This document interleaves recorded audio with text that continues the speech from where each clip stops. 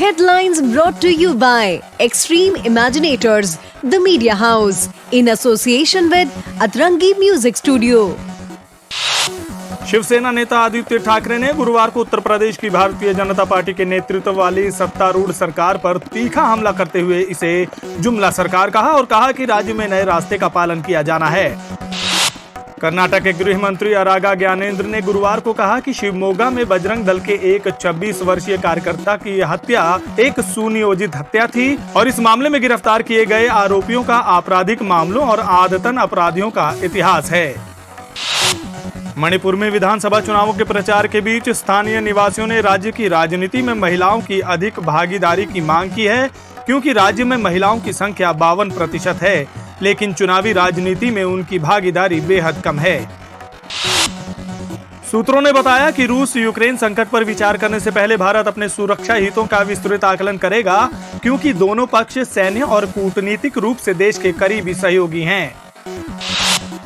रूस यूक्रेन संकट के बीच भारतीय प्रधानमंत्री नरेंद्र मोदी ने गुरुवार देर रात फोन पर रूसी राष्ट्रपति व्लादिमीर पुतिन से चर्चा की और कहा कि सभी भारतीय नागरिकों को सुरक्षित यूक्रेन से निकालना और देश वापस लाना उनकी सबसे बड़ी प्राथमिकता है। दोनों नेताओं में इस बात पर भी सहमति बनी कि मौजूदा तनाव के बीच दोनों मुल्कों के अधिकारी और राजनीतिक साझा हितों के मुद्दों पर एक दूसरे के साथ लगातार संपर्क बनाए रखेंगे।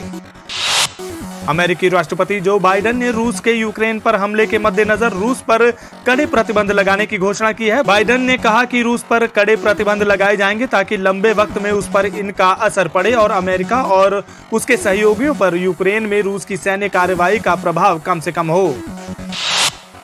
सुप्रीम कोर्ट ने गंगूबाई काठियावाड़ी फिल्म की रिलीज पर रोक लगाने से इनकार कर दिया है और फिल्म को बिना किसी बदलाव रिलीज करने की अनुमति दे दी है। अमेरिका और ब्रिटेन ने रूस पर कड़े प्रतिबंध लगाने की घोषणा की है। दोनों ने रूस की मदद करने के लिए बेलारूस पर प्रतिबंध लगाए हैं। फरहान अख्तर और शिबानी दांडेकर ने खंडाला के एक फार्म हाउस में 19 फरवरी को शादी कर ली। दोनों एक दूसरे को लंबे अरसे से डेट कर रहे थे। यूक्रेन के राष्ट्रपति वोलोदिमीर ज़ेलेंस्की ने कहा है कि देश पर रूसी सेना के हमले के पहले दिन गुरुवार को यूक्रेन के 137 नागरिकों की मौत हुई है। ज़ेलेंस्की ने लोगों को संगठित करने से जुड़े एक आदेश पर भी हस्ताक्षर किए हैं। इस आदेश के अनुसार अनिवार्य रूप से भर्ती सभी लोगों और रिजर्व सैनिकों को वापस बुलाया गया है। यह आदेश 90 दिनों तक प्रभावी रहेगा।